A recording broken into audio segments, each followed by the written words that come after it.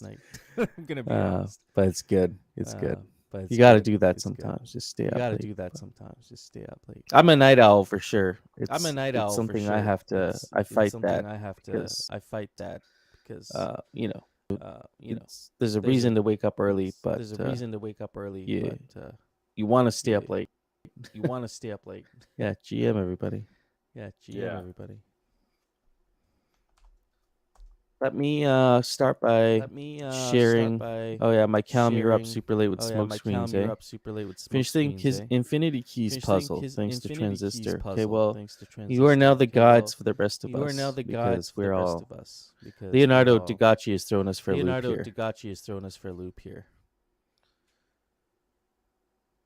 I'm going to share the schedule, and then we'll get right into it here. We got some really cool stuff lined up for today. Got some good conversation lined up for today. So here, let me post this in the chat. GM. So today we will be doing our quick proposal review. I don't think it'll take 15 minutes. There's just a couple, maybe one new proposal. Gotchi board completion update and discussion with Mark or Immaterial will be coming up and giving us a little update on some data he's put together. Then we'll talk about the Aavegotchi exploit that happened recently, which was unfortunate, but just to have a path forward with the Aavegotchi DAO Treasury, so we'll have a conversation about that. And then the DAO Lens partnership proposal, we have officially got a proposal together, so we'd like to run that by the DAO before we actually turn that into an official SIG prop. So we'll do that for some feedback. And then we'll continue our discussion from rarity farming season, because I think we should at least have a couple decision points at this point on what this next rarity farming season is going to look like. There were some really great ideas that were thrown around, but I think we should figure out what we want to include in the next season and see what we might want to table for future seasons. And then we're kind of closing out there. We'll make sure that we get Thrive Coin, Thrive Giraffe, and Senate up here during the call. They've officially launched the DAO Advisor Board election for Thrive Coin, and so we have 7 pillars that were put together for community members in different areas of our ecosystem. And so I encourage everybody to go vote on that. That's in the DAO forum that's live right now. There's a Thrive Coin thread. Avoid posting in the thread, but go and cast your votes for each of your pillars for representation. And so the goal of this board is going to be to decide, take community feedback from the weekly meetings, but also to help implement some of these rewards and be a think tank behind ways we can maximize Thrive Coin. So this is cool. What you got here, Mike Helm? Okay, you got a little. That's cute.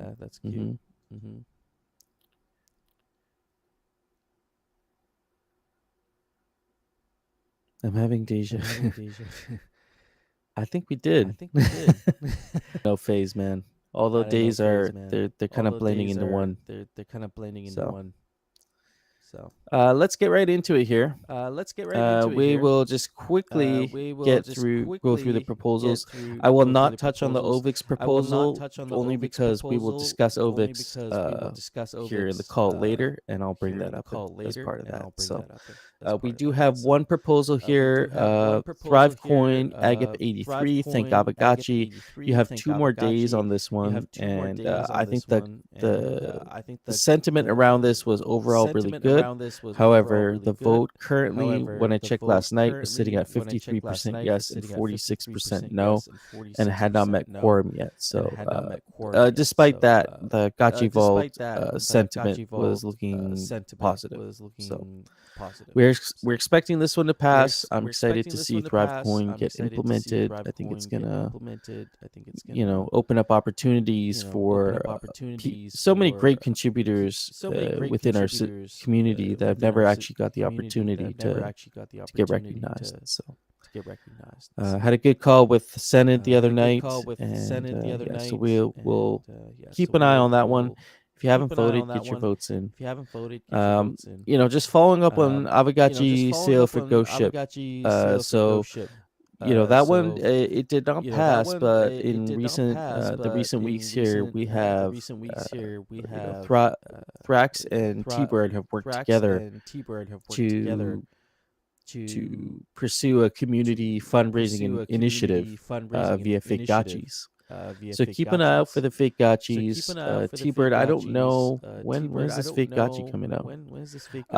I am not sharing my screen, but I'm streaming. So if you look at, I could get the link for you here.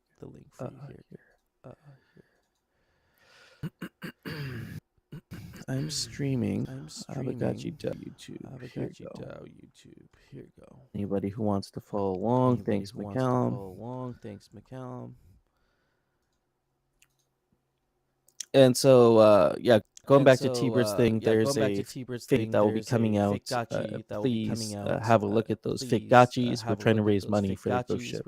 So if the DAO is open to it, I mean, it is possible we could resubmit the proposal and just request the amount that we weren't able to fundraise.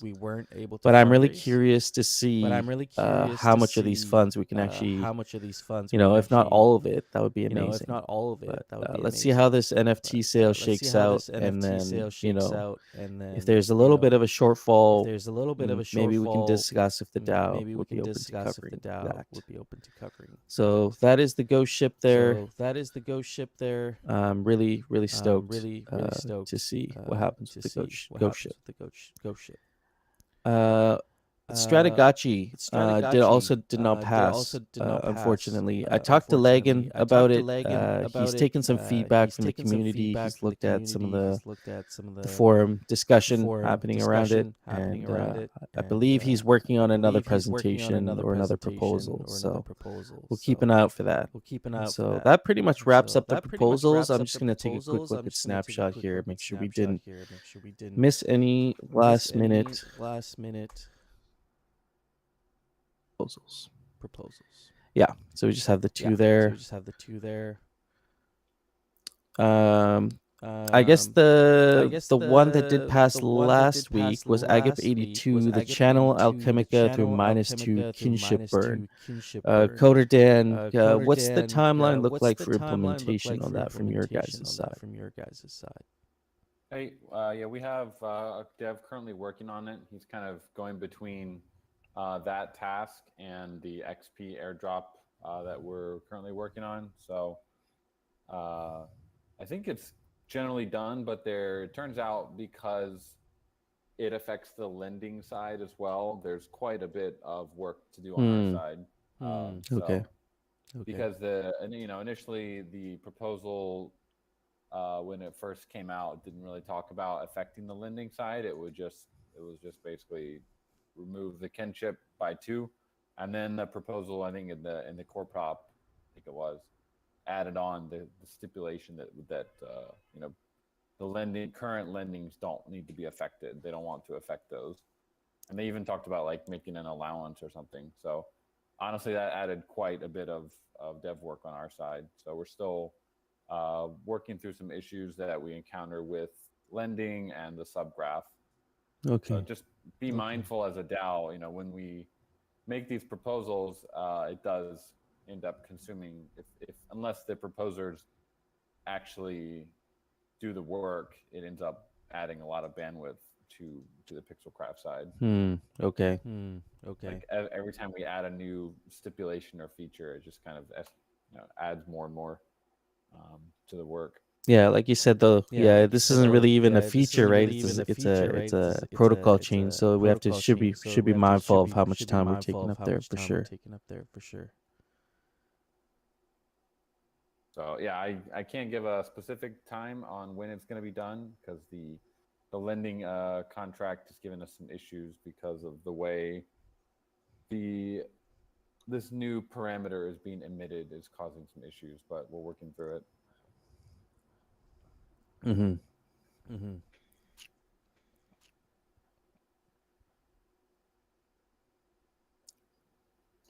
All right. Sounds good. Well, I mean, that wraps up proposals pretty much. I don't think we have much more than that, really, which is that's okay. And so coming up next year, we have Mark Immaterial, who has the. I'm gonna actually go to Gotchi board. Can Mark? Can you actually drop the link to Gotchi board so people can check this out with us as we're discussing it? And I'll also get you up here as well if you don't mind getting your hand up. We are going to discuss the Alchemica spending competition season 2, and he's going to share some numbers with us and where we're kind of at with that. So let's get you up here. GM, sir, how's it going? Hey. Yep, absolutely. Cool. Okay. So yeah, I just kind of threw these stats together really quickly, so it's certainly not going to take half an hour, maybe more like 5 minutes. Perfect. But yeah, let me just paste that into the chat.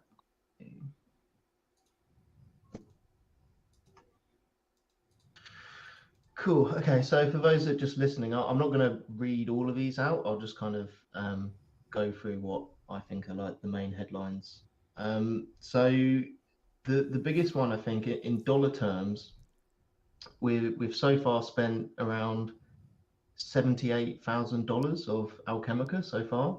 So obviously, in terms of like the cost of the competition was 80,000 Ghost. So we've almost broke even on that already, which I think is like, the kind of main highlight, because that's what we're trying to do. That's kind of the goal of each competition is to sink more Alchemica than it costs to run it, right? So the fact that we've already almost done that in the first round is, really good going.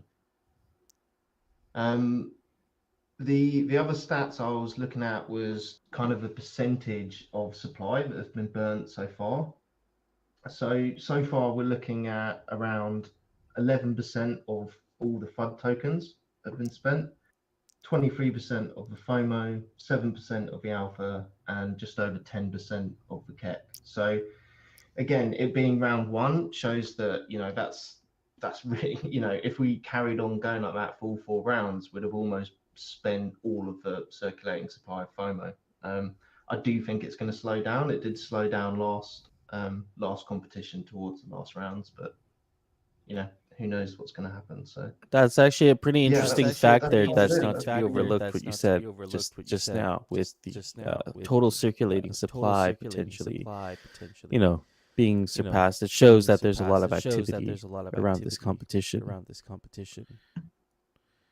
Yeah, so I've been really impressed with how much has been spent already. To be honest, I was kind of a little bit worried that obviously last time everyone had a lot longer to save up their tokens. So I was a little bit worried that there was going to be less engagement, but it seems so far there's even more than last time. So obviously the emissions are higher now because everyone's installations are, they've got more farms.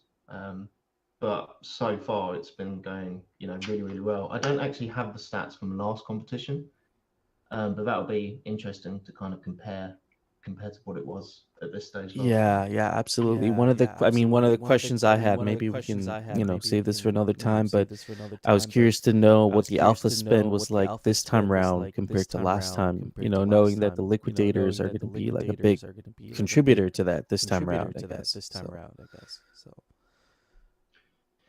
Yeah, so obviously we added the items for this competition. I haven't seen much engagement so far on them. I think like the cost was maybe just a little low to like affect the top end of the leaderboard where people are obviously spending the most. So I don't know what we want to do about that. I mean, maybe we could do like a separate, much kind of smaller competition just for items and liquidators. That might be cool.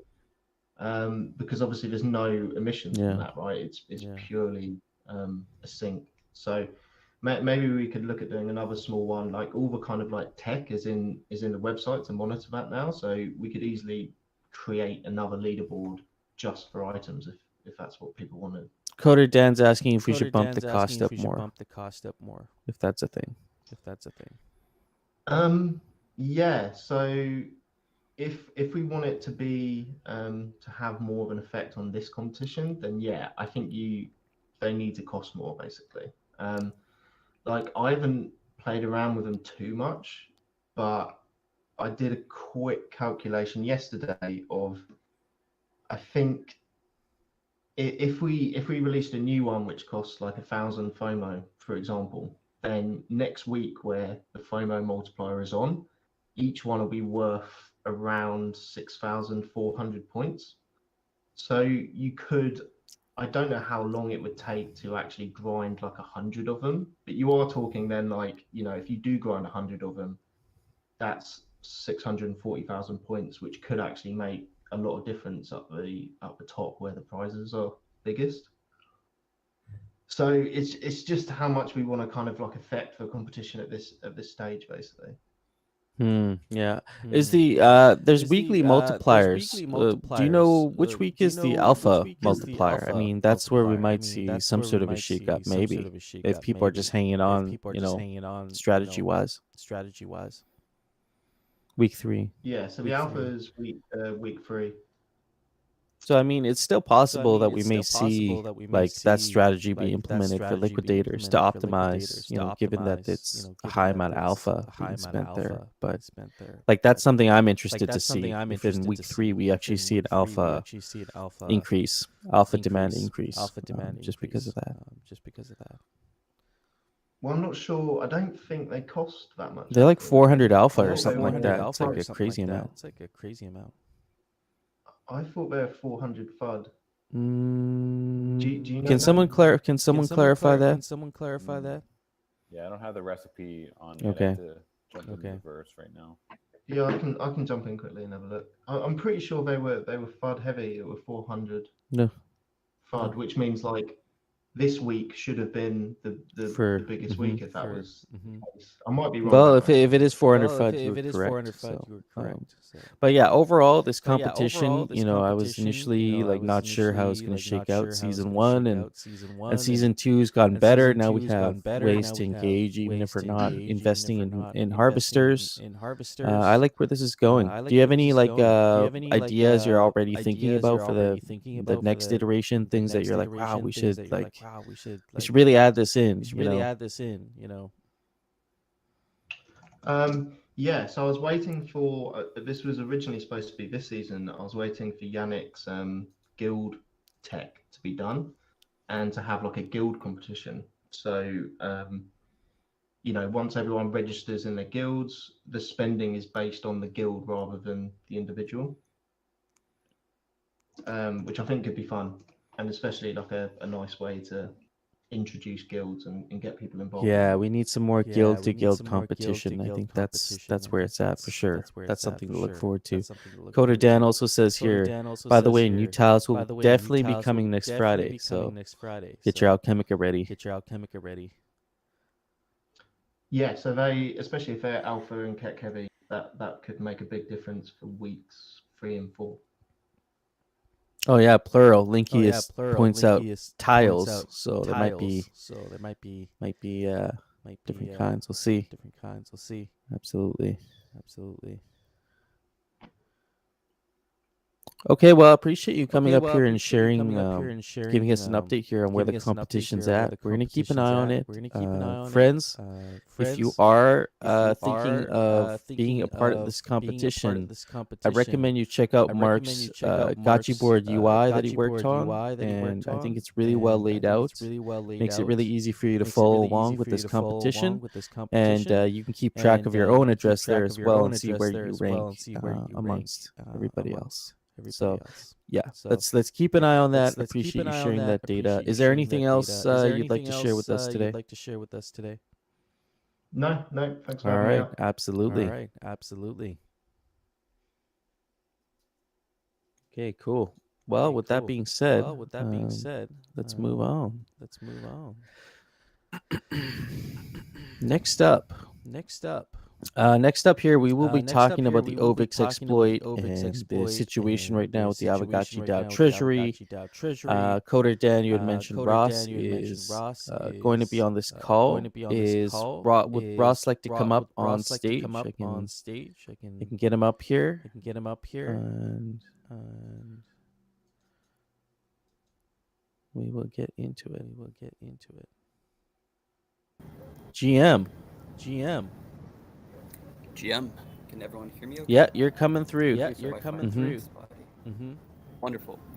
Yeah, so last week, Dan and the team sort of flagged this issue that was unfortunately dropped at the door of the Aavegotchi DAO. I've been reviewing some of the legal theories and as well doing some on-chain forensics. I have noticed that there was a snapshot proposal to sort of return the funds or make some sort of determination on what to do here. My sort of advice and recommendations generally are don't rush something that might have unintended consequences. The complexity here, I think, should be obvious to a lot of the people in the crowd that several tokens, a sub-DAO were involved, and sort of what I would prefer is that we sort of observe the investigation of the Aavegotchi exploit.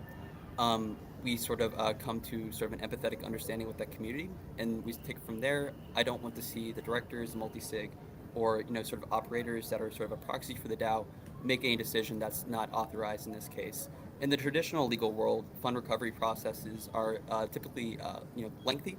I know that we're in the blazing fast world of crypto, but I don't think that recommends that we make quick choices. So even though things can move quickly, it is helpful that we can see everything on chain and sort of come to some understanding. But I don't want to sort of force people in a position of making a decision without sort of the DAO having more time to sort of understand what actually happened. Were there any sort of risks that were known at the time of adding that token that should have been disclosed. There's a lot of things that generally my recommendations remain that we sort of approach this carefully. And in terms of the DAO and sort of how it's been structured with the Aavegotchi DAO Foundation filing, I'm pleased to report that we were able to finish that up at the end of April. This will be a matter separate and apart from sort of the Aavegotchi DAO, and I sort of would like to see us take some time through the next 2 weeks to sort of come to a understanding of what happened and what the DAO would prefer to do. A windfall from an exploit, generally should be returned, but in this case, since there's so many different economic impacts, doing something hasty, especially from sort of the director or multi-sig side, would not be my preference. So I think kind of the DAO could look at this as an opportunity to sort of demonstrate sort of its values, what it considers important here. There's some things like we said in terms of this was an economic exploit. It's not a typical hack. Those things were known to all users at the time, especially because there were similar sort of issues with the kind of token. As we've seen the Cream hack before, I generally think that the best path forward is the DAO is not a fault for something. If somebody leaves cash free in the mailbox, that's not your fault. But if we take too long to sort of make a decision, I can see how that could be problematic. So generally, the next month, I would recommend that we try and advertise that this is sort of an issue on the sub-DAO level, and it will sort of be approached from the DAO, and hopefully we can explore our options here. I know that was a bit of a ramble. I'm getting back from a run right now, so I seem probably a little bit energetic. But I'd be curious to sort of hear from the DAO and sort of approach it from that direction. Yeah. So good news though that we are finalized with sort of the legal structuring side. Thanks, Russ. I had a question. Are there any third-party kind of escrow entities out there that the DAO could just send these funds to, and then they would basically be the custody holders of the funds, like Chainalysis or one of these like kind of security research firms that would be able to hold these funds while the postmortem comes out? Because I think the directors just don't feel like this is something that Aavegotchi DAO should be holding on to at the moment, and they're worried that the Aavegotchi community has kind of shown toxic behavior as far as death threats and just general horrible language towards the Gotchi Vault team, which we haven't seen yet with the directors, but there is a worry that if we don't take action like quickly, they could turn on the Aavegotchi DAO as well and turn that toxicity towards us. Yeah, so that is not a service that I've seen, offered publicly. There are sort of, law firms and people that might be interested in taking on that risk of escrow and providing that service. I know a couple, firms and lawyers that might be interested in that. I can explore that option. That does seem like the best course forward, to sort of remove it from governance and place it into sort of a pending account, and then say, based on what we learn about the situation, and if we can come to a more concrete understanding of economic impact of returning the funds, then yeah, I think that'd be obviously the preference. So yeah, I'll see what I can find in terms of those services, but it is unfortunate that that is not something that's in the market. If people have any ideas there, obviously let Dan and myself know. But I think we're kind of always in a bit of uncharted territory, and these solutions will be imperfect. But I think generally, the good news is that even though this was a significant exploit, I think in terms of other DeFi hacks and other things I've seen in my time in the space, it is fairly minor. So it is unfortunate that there is toxic behavior. We should approach that with empathy. People are stressed. Losing money is never puts people in their best mood, or we're I wouldn't take it like too seriously. I think people generally want things quick, but asking for money back immediately when it might affect other people is not reasonable. In the legal process, we generally have to review impact before we come to any decision on fairness. So I think we'll come to a understanding shortly, and I'll explore an escrow account service in the meantime.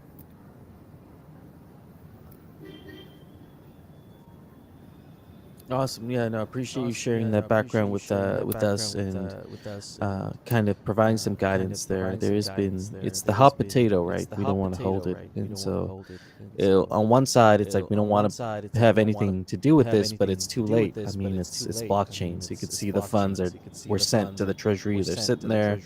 And so I think I think people's concern is the reputation, like just the lines that are being drawn are kind of they're incorrect. Like, the Aavegotchi community is looking at Aavegotchi DAO saying, we can see on chain they're holding these funds here. What are they doing with our funds? And so there might be some value in just making a public statement or something.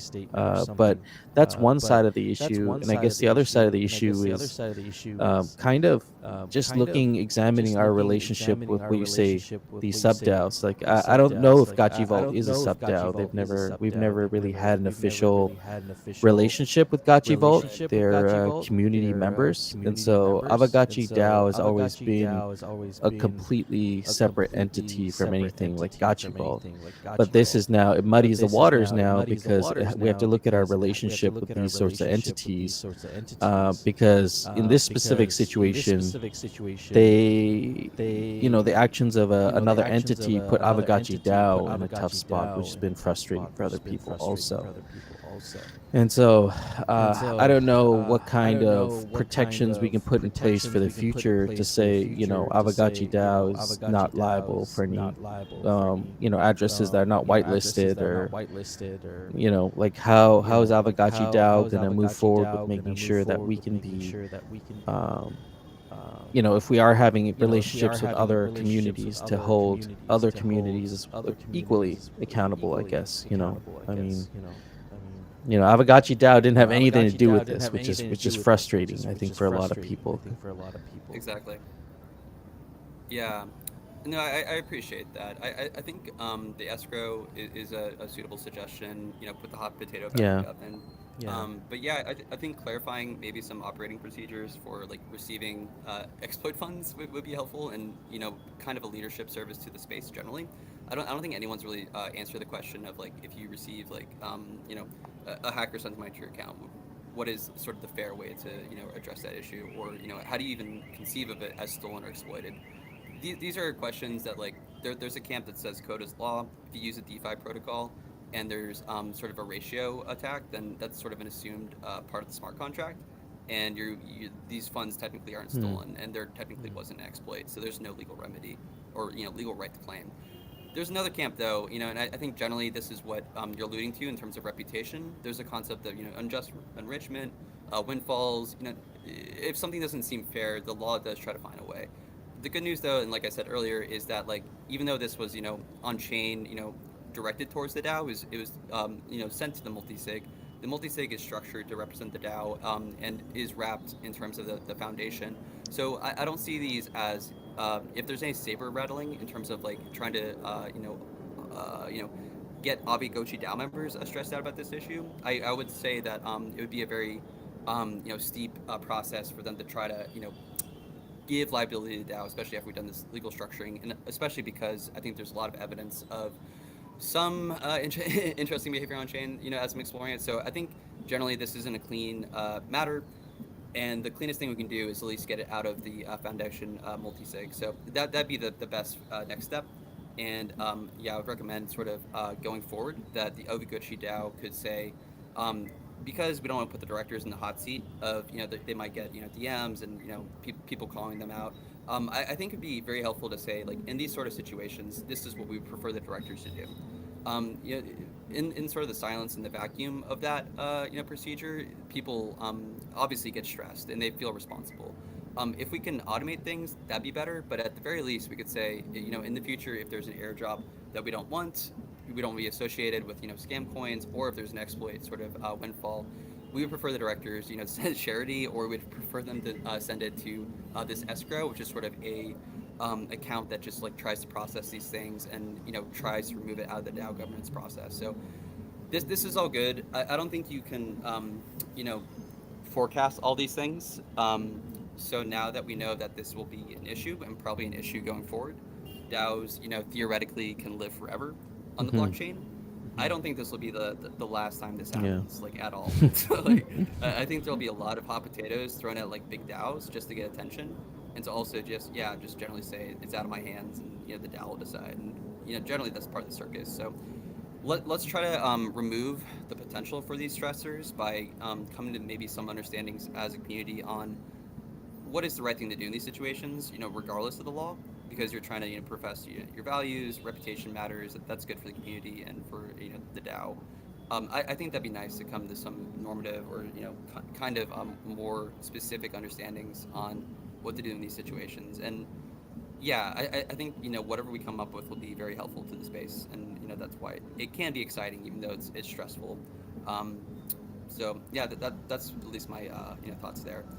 I wish I could give a little bit more context on like what I'm thinking here, but I don't think it's always the best idea to talk about legal theories on a Discord call. But I think kind of the news or the good news is that we're obviously taking it seriously. We don't like to see these tweets accusing the DAO of stealing funds when literally it was like sent into its mailbox. Clearly the DAO will take its time to decide what to do with those things, and asking them to make a rash decision that could have increasing liability for the DAO, its members, just doesn't make sense. So I think that's kind of where we're at, that ultimately the hacker's the bad guy. I hope people don't forget that in this process, and that should be sort of the turn of the narrative of like, this is very unfortunate for the DAO. And I wonder if the statement would be helpful.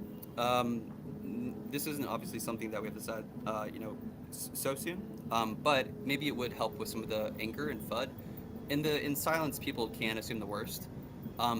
So I think maybe just saying that the DAO is reviewing this transaction, and we'll work with the Aavegotchi team and try to figure out what is happening in their investigation as well would be helpful. So that's kind of the state of the game. And let's figure this out. I'm optimistic we'll come to something fair, and generally people will respect the outcome. Yeah, I mean, ideally. Go ahead. A question. Go ahead. If there's a proposal open right now, it doesn't look like it's going to reach quorum because I don't think Gotchi Vault is going to vote, as they claim it would be a conflict of interest to vote. But if that did pass, and currently the winning option is return funds to Gotchi Vault, which would mean the funds would be returned to Gotchi Vault multisig, and then they just said they're going to send it back to the DAO, so kind of a moot option. And the other one would be return funds to Aavegotchi, in which case, if the DAO does vote to do that, I think there'll be another round of voting on a core prop, whether or not we should do that. But at that point, the directors would just execute the will of the DAO, right? And just send the funds back to Aavegotchi. That's correct. Yeah, and that will always be the preference. It's just to translate what happens on Snapshot into sort of the on-chain transaction. And yeah, that makes the most sense to me. If there needs to be another proposal, that makes sense too, because I generally think we don't want to make it so binary. And maybe the better solution is we see how this vote goes. It doesn't seem I see that at 5.2 million out of 9. It would be better in my mind to sort of figure out the escrow solution, and maybe that can be what is then activated by the DAO governance when it comes to sort of conclusion on what to do with those funds. But I think kind of what I would prefer is, like I said, to not rush to action, because these things can have more complicated, unintended consequences, like I said at the beginning of the call. So. Yeah, I think this is like almost a hilariously bad situation in some ways, but also, we'll generally just prove that DAOs can reach decisions and come to some fair resolution of these things. It's not just cold, hard, immutable code. Sometimes there are human beings behind it. So that's kind of the idea. Let's see if we can. I realize that the ping pong game and sort of like playing hockey with the ball would not be ideal. If increased communication with the team could be made, that obviously would be helpful. Their multi-sig would be a better resting stop in my mind than the DAO multi-sig, and so maybe. Oh yeah, I mean the DAO's nothing to do with this. We were brought into this by the Gotchi vote. That's just fact. That's just fact. Of course. Yeah, so I mean I can appreciate from their perspective that they don't want to do anything that affects the DAO. You don't want to do. They wouldn't want a situation where the DAO then comes after them. So these are always fun things, and the reason why we don't rush them is because rushing is sort of a tactic to often make things worse for the person being rushed. So I think that should be obvious to all in these cases, and the emotional appeals also I think should be seen as part of that process. But yeah, I think we'll see how that vote goes. We have a bit more time to study the issues, and I think really at the core of this is if there is something that comes out of the investigation, if there's facts learned that might complicate the return of the funds, I think that would be a very annoying outcome in all of this, that the DAO rushed to return funds and it turned out that they were able to recover their funds, or it was an inside job or something. So these are fun things, known unknowns.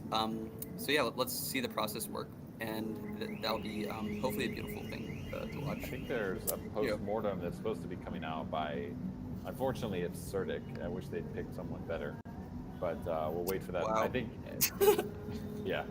I wish they'd actually picked someone legitimate, but we'll, at a very minimum, the DAO I think should, before sending anything should wait for the post-mortem, unless we can find a proper escrow solution, in which case I think it would make sense to send that escrow even if there is no post-mortem published yet. Yeah, I agree. Yeah. So I think kind of the escrow is, like I said, the hot potato in the oven. That always makes sense. It's like before you decide what to do potato, like get it out of your hands. Yeah, so I feel like I've talked about this enough. I've used enough methods. This will happen again. And I think kind of the operating procedure will just be returning the funds to an escrow and then having some sort of quasi-judicial process to figure out what's fair. And ideally that process is directed by the DAO. So that'll be fun. It's something that I think we obviously can handle now that we're all looking at the issue. Yeah, thanks so much, Ross, for coming on. And no, it's no problem. Yeah, I'm really sorry this happened to you. Yeah, guys. appreciate you hanging out with us here. It's just crazy. The foundation just got finally. It took forever already with all the different issues, and then it's one of those things that right before this, so. Everyone hates like legal structuring, but then it's like, oh god, why didn't we have a legal structure? This is one of those cases, I guess. So yep. I'm pleased at that at least. So yeah. I mean, I think some friends still have questions of why. I mean, like, what was the rationale for even sending the funds to the Treasury? I do see some vault managers in here. If you guys want to, explain the rationale for why funds were even sent to the Treasury, I think people really want to know. But at this point, I don't see any reason why it was done. yeah, people are definitely curious. Yeah, I think this will be something that like I said, it won't happen once. There will be a generalized way to handle this probably within the next Yeah. year, where DAOs that receive exploit funds can just send it to a common address, and there is a process. So yeah, the offloading here, I think it does seem that clear to me that the DAO doesn't want the money. That generally seems to be the direction this is going. So I think kind of that hopefully would put OVIX people, in a better mood that we're not part of the Yeah. Hackers, whole agenda. Yeah, without theorizing into legal theory and all that, is there anything Aavegotchi can do to kind of ensure like a reciprocal respect, between Aavegotchi DAO and other protocols and DAOs that are working closely with us, like Gotchi Vault? And Gotchi Vault is not a sub DAO. If there were a sub DAO, maybe there was ways we could actually, there could be some way, there could be things that could be done between a DAO and a sub DAO that you can't do when it's just an external party. And so I'm just curious to know if there's any way contractually, if Aavegotchi DAO for future agreements, if you have something like Gotchi Vault, building a protocol feature, if there's ways to contractually ensure that things like this wouldn't happen, like it's an agreed, it's agreed on paper that you will not send tainted funds to your community, and tainted, or however you want to say it. The DAO can set up like an allow list if they really wanted to, where only whitelisted addresses can send funds to the multi-sig. That would be one way. Yeah, I mean, as a smart contract guy, I guess you can update a token balance to send wherever. But I think that would be more of a signal, and that's very helpful. And the DAO saying anything that comes outside of this list, we're not even going to pay attention to. And that's the approach I've seen. Some token contracts, people send the token to the token contract itself. And while annoying that is, I think in a lot of cases, the teams that operate those contracts just don't, handle those issues. There could be, maybe in the future, people say I sent 1 million, BNB to the BNB address, Binance, send it back, and maybe that will, illustrate some of the, what we're saying, legal theories here of does Binance have to return funds that are sent in mistake, or is that just assumed a loss forever and shouldn't be their problem? Yeah, I think kind of the legal theory matters less to me in my mind than you said earlier. Reputation is generally what's going to be important for DAOs working with Aavegotchi in the future. Especially sub DAOs. I think contractually limiting the return of illegal stolen funds obviously makes sense. These things are often go without saying, but I think I can understand the position here of, if you return the funds to OVIX, or you do anything, in this case it can be seen as an extension of the exploit, and generally people want and the space craves and really needs a way to sort of have an impartial way to resolve these sort of issues and not make it a DAO membership vote. It makes no sense for a DAO to sort of vote on its own liabilities in some cases. So yeah, I think we can clean that up. And sort of in the future, if there is a formal sub DAO grant process, just include some standard boilerplate around the grant and expectations about adding Aavegotchi tokens in the future. I do think though, and I think it's a really cool thing about this sort of structure here, that anybody can deploy on top of Aavegotchi and use these tokens, and that should be encouraged. But I think kind of what was my confusion in studying the issue is it did appear almost like a sub DAO in terms of branding and sort of its decision to return the funds to the treasury. So yeah, I think kind of maybe Aavegotchi could clarify what are sort of affiliated projects. There's even a Yeah. Twitter. Unfortunately, like no account. futuristic saying, like this is one of those things that directly saying, like, affects this is one of those Aavegotchi's things that DAO, directly affects Aavegotchi's Aavegotchi's reputation. DAO, Like maybe, Aavegotchi's like some people reputation. don't Like even maybe, connect like some Aavegotchi people don't DAO even connect to, like you Aavegotchi say, they DAO might think they're more or to, less the like you same say, thing. they might think Aavegotchi, they're more or less the Aavegotchi same DAO, and thing. Gotchi Vault in Aavegotchi, some people's Aavegotchi eyes DAO, are the Gotchi exact Vault same in thing. some people's eyes are And the so exact when you same mix thing. those things up, it's And like so when you now mix those things up, it's Aavegotchi like has to take a now reputation hit Aavegotchi has because to of the take a actions reputation hit that because some of the other entity actions was associated that with. some Even other if they were entity was not associated there, with. it was Even if not they of were their own not doing. Of there, course, there was a it was hacker not of involved, their own doing. Of right? course, That there they was a had nothing hacker to do involved, with. right? That But they had nothing to do with. in tying Aavegotchi and even closer, now it's like, well, we are now associated now it's like, with well, all we of are this. now associated with. Whereas with all before, of we this. could have actually distanced Whereas before, ourselves we could from have the actually issue distanced completely and said, ourselves hey, from the issue that's completely not and us. said, hey, That has nothing to do with that's us. not us. That has nothing And to now do it with shows us. on chain that And some now it money shows was on sent to our chain that, DAO. So some it's like, money well, was are sent they to our connected? DAO. So Because it's like, well, are they they just got connected? sent all 'Cause this money. they just got sent all this money. And so I'm kind of curious to know $200,000 curious of to know the funds were returned back to $200,000 of Ovix, the funds were and returned back to Ovix, $800,000 roughly and were sent to the Aavegotchi $800,000 DAO. roughly were sent to I'm the curious to Aavegotchi DAO. know if I'm the curious vault to know managers can answer if this one. the vault managers Why can wasn't answer just the this whole one. amount sent back to Why wasn't Ovix if just you the guys whole sent amount back sent a back to portion of Ovix it if you back guys sent already? back a portion of it back already? I mean, that is something I've kind of just had left as a question mark. Why not just send all the money back if you already sent 200,000 back? If you already sent You could easily 200,000 send it all back, and then Aavegotchi DAO wouldn't be part of this. wouldn't be part of this. I guess there will always be an argument about price impact, and when you see number go down, it almost looks like damages in some ways. So I can see that perspective there. But I think at this point, if you send that amount of money, an explanation is warranted. So I think that would be helpful. And I think people are operating in good faith. It's just very stressful to do the right thing, and that's why we should try to de-stress this. That's true. And just slow it down a little bit. That's Yeah. true. Like I said, traditional fund recovery processes take years at times. I used to work in bankruptcy, and those things can go for like 10 to 20 years. So, yeah, I think people can be a little bit more patient and not try and force bad outcomes for a DAO that's could last forever, like I said. So, yeah, that being my preference. I think we should assume people have sort of good faith intentions, and sort of like I said, siphon it out into a third party account if that is sort of received favorably by the rest of the team. So yeah, I think that's sort of my thoughts. And like I said, I'm still looking at the chain and sort of understanding sort of the impact of any of these sort of forks and choices in the decision tree. So always fun to do.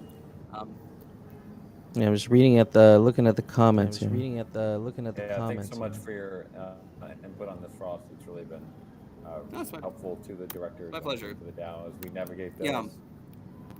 Yeah, I think we'll come to a good conclusion here. And if it takes 3 months, 6 months, a year to do the right thing, I think it'll be worth it. I had mentioned in sort of another channel, and I'm not sure how much this is being discussed, but there's potential solutions of like streaming things back to Ovix and sort of figuring out ways to reduce potential impact to the DAO. If these things are sold to help users recover. So I think generally that'll be the approach. Is we offer a couple solutions. We figure out what the team feels is fair, what the community feels is fair, and then we just pull the trigger and move on. I think that makes the most sense. And then if there are sort of claims against the DAO, we're prepared for that also. And we I will vigorously defend the DAO. Like I think it's kind of a ridiculous. I think so too. For the DAO at the end. I think so too. So. Yeah, people are frustrated, but I appreciate your approach, staying calm, looking at this as a logical perspective, and just finding a path forward. So I appreciate you taking the time this morning, sharing your insights with us. We'll follow this closely, and we'll. Does anyone have anything else to add before we move on here? Yes. I see what FaZe is saying. I think to do the right thing sounds good, but the DAO wants nothing to do with it. That's why return to sender is the only thing that makes sense. And then again, what Ross was saying is the escrow also is an option there in the meantime. Yeah, the idea with the escrow, when I really think about it, is just like to get it out of the same balance as other Aavegotchi earmark funds, right?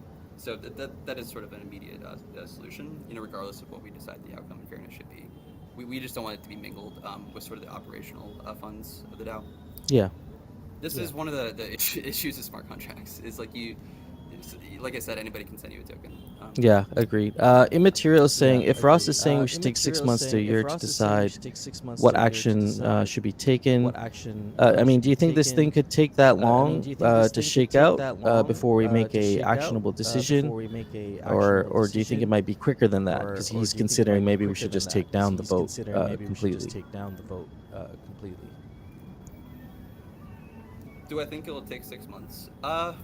No, I honestly do not think it would take that long. It doesn't seem that complex, even though we are studying it. I think like Dan was saying, there'll be the CERTIC report.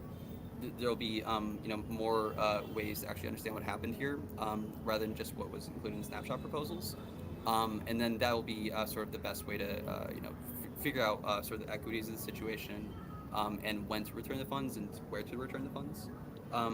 But yeah, I think kind of the end sort of thought is just like, if the DAO does not consider its property, it is the responsibility of the DAO to figure out where it should go, because there are people who have suffered some consequences here. But this is an interconnected economy. This is not so simple. So doing the right thing will not just be something we come up within a day. I think it'll probably be a form of compromise, if you will. And compromise takes a lot longer than sort of making your own choices, right? So that's why I feel like it could take long, but I'm optimistic. I can see that OVIX is moving very quickly on this matter as well. So okay. Maxi Crouton asking, sorry, we got questions rolling in here. Don't want to keep you around for too long if you got somewhere to go. Maxi Crouton is asking, is it completely safe for directors to continue signing other transactions for the DAO while these funds are in the wallet? I guess there's concerns of commingling or perceived commingling of funds, with funds moving out after the fact. Yeah, so I would say that the position of the DAO and what I can see at the multisig is that it's almost like these funds don't exist. They're almost like black mark funds. We see that concept in like Tether and other tokens that can sort of destroy balances or just like lock them. I would consider these funds effectively locked. And even if that's not happening at the smart contract level, I think we can say that at the legal level we haven't claimed possession. This is a multi-sig that can receive funds, but it is operated by people, and those people obviously never asked for this. So I think that's kind of the game in my mind, is that proceed as normal. Sign transactions. There is a public process here. I'm sure plenty of people from both sides are listening to this call right now. This should not be a way to attack DAOs. It would be very bad precedent in my mind if you wanted to stop Uniswap. All I had to do was send like $1,000, and then their multisig, or other DAOs could not operate after that. That'd be the silliest way for competitors to sort of attack other protocols. So I think kind of the logical and sane option here is like, yeah, if there's an attacker that sends funds, or there's an accidental sending of funds, that is recognized. A lot of this is complicated, honestly, by the knowledge in the public blockchain nature and sort of the real-time streaming of complaints on Twitter. So it's like we know about this issue. We know there's a link of this fund to sort of an exploit. So it's like it would never make sense to obviously use these funds, for DAO purposes if there are sort of contested claims to the property. We've talked about how code is law in some cases, but like I said, people have impacts from smart contracts and tokens, and courts will not be sympathetic to code is law arguments quite yet. So my recommendation, as I said before, is proceed as normal. These funds are effectively locked in terms of how we're going to handle this, and finding a suitable escrow, or sort of third-party wallet that is sort of marked for this compromise or the return to the vault or to OVIX, makes a lot of sense to me. So I really, like I said, the path forward is to kind of slow down, but slow down maybe in crypto terms. Don't go to like Web2, trad law terms. That's 6 like months 5 was almost years in like a crypto. negotiation tactic by me. in crypto. Yeah. It's like if I say 6 months, maybe like 2 weeks isn't so bad or something. So I think kind of like these are things that like like I said, like we have to come to like reasonable human conclusions about it. And the reasonable conclusion is if somebody sends you cash in an envelope, it doesn't mean you can't spend your cash in your bank account or something, even though if it's like, the address is on the envelope for your bank account. So like, I think these are like obviously intuitive to a lot of people. These are fungible tokens. We can, segregate an amount from that. I'm not worried about Okay, that. awesome. That clears that up. Awesome. And so I think Choina, actually, this one might be for Coder Dan. I think moving forward, whitelisting addresses that can deposit into our wallets makes sense.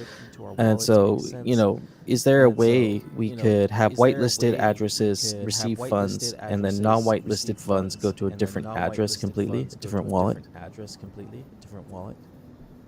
Like a, I I'm think trying to. that'd be like a Gnosis multi-sig thing to look into. I'm not sure if they offer that option. okay. Yeah, what was the question? It was just a question for Coder Dan regarding, whitelisted versus non-whitelisted funds being reverted automatically to a different address. For the future, we have just friends thinking about things we can do moving forward, to kind of avoid this situation. But like you said, it is inevitable that we'll probably see this happen again in the future. And so, if there is ways we could avoid this with using smart contracts, then that's something to look into maybe as well. Yeah, there's no technical way that I'm aware of to forbid token receipt, because a token transfer is happening on the token level and not involving multi-sig or safe. There can be a process to sort of scan the account and holdings of the safe multi-sig, and if it's not on the whitelist, to initiate a sort of module transaction to transfer those blacklisted funds out. I think that's an unreasonable technical solution though, and like extremely gas intensive. So yeah, I think kind of like this is where law is helpful, or like understandings are helpful, and that like receiving spam tokens, UIs will hide those. And in a sense, it's almost like we're considering this like not shown on sort of the holdings in the UI. At least in terms of what we've decided to claim as property of the DAO. So I think that's kind of an analogy that I hope was helpful, but... Yeah, absolutely. I'm just gonna go through, just read a couple comments in the chat here. We've got a bunch of stuff rolling in.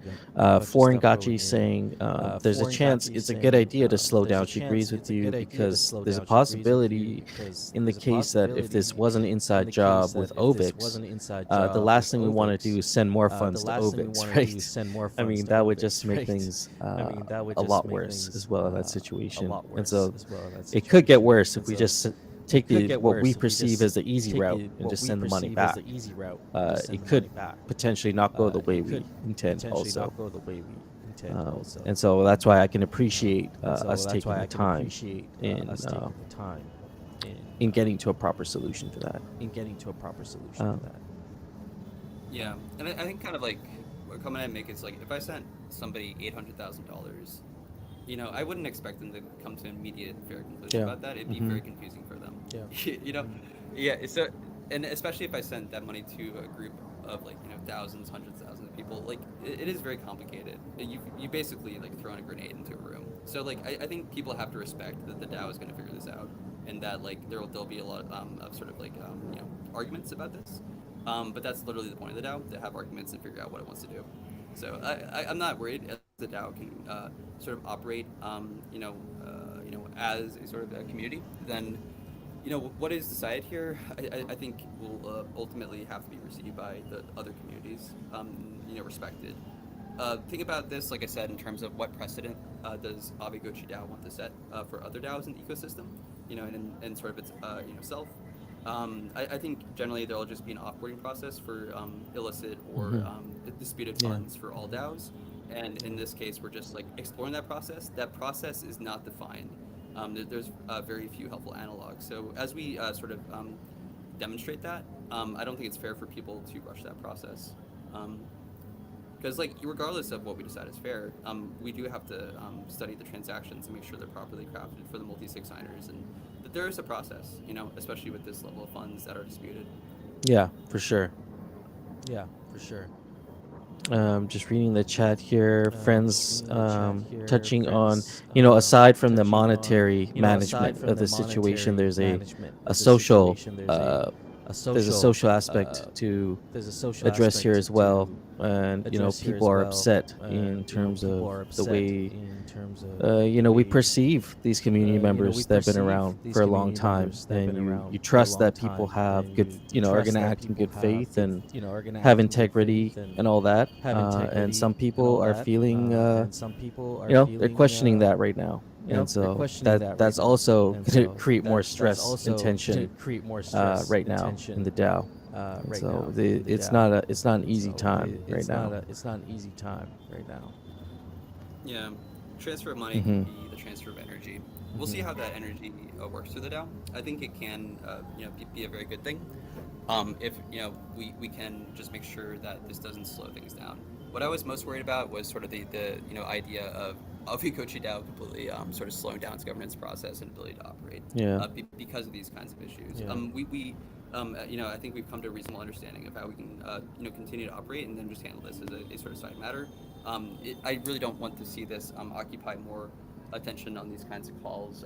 There will be more sub-DAOs, other projects, and it would be bizarre to have sort of a sort of resolution of all their claims on every DAO call. So I think we'll figure that out. Like I said, this is not only a new process, and people should respect that Aavegotchi DAO has a reputation at stake, bigger than the protocols that are sort of banning things of it. And while on paper or on chain, people can say this is very clear, this money went there, it's in this amount. What I'm trying to say in terms of the forensics and sort of the more complex nature of DeFi exploits is that it's not always clear, $800 there, actually is it $800, or if there's other sort of ancillary effects of these transfers, shifting the ratio of the pool, to cure the sort of initial hack, what was everything you do affects other tokens trading, prices, creates more claims.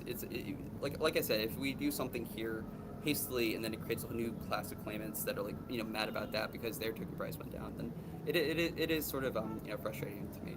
So I think kind of like I said, this shouldn't be the directors or multi-sig signers decisions, and the DAO can sort of just decide what it wants to do, but the DAO should not decide what it wants to do without full information. So I think that's kind of the goal, is to not just have snapshot proposals dictate the entire decision here very quickly. I think that's kind of the state of the game. In sort of the traditional world, people don't try to resolve $1 million claims through forum posts. I know that we're in sort of this accelerated world, but this is they've already sort of flagged that this is potentially legal. Sort of the people that are in the Aavegotchi community, they sort of started that. So if they want to go that route and flag that as sort of their approach rather than sort of studying the Aavegotchi protocol and maybe what happened there, I think it's reasonable for us to say, if you raise that specter, we'll consider it seriously, and we'll try to do what's right. Yeah, the Aavegotchi community also seems really toxic, and just they seem to be lashing out right now and scapegoating. And I've seen some really toxic behavior against community members, Aavegotchi community members. They've been, Dr. Wagman, I'm seeing his comment there. Which, in any case, regardless of the actions, regardless of anything that has happened here, that's completely unacceptable, and I hope that's being dealt with. I hope that those individuals are being removed, whether it's our community or their community, but definitely not a good feeling there. And no one's personal safety, no one should feel unsafe in this sort of a situation. So I just want to get that out there for sure. 100%. Yeah, I think people will always be very angry when they lose funds, but that anger will, I think it's just misapplied in this case. It should be directed, towards the hacker, and that community should be patient as their protocol writes its reports and decides what it wants to do. like Dan said, like Aavegotchi even front running the report and sacrificing aspects of its own decentralization just to sort of make their users happy does not make sense. It's not to the advantage of the DAO. So I think kind of the name of the game is Ovix should try to make its users happy. There is sort of claim that Aavegotchi DAO should be a part of that, or namely the vault.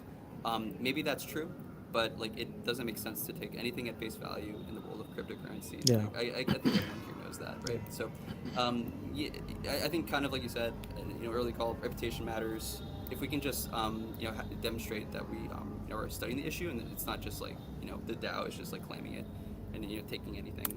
I think that's fair. People have to respect the process.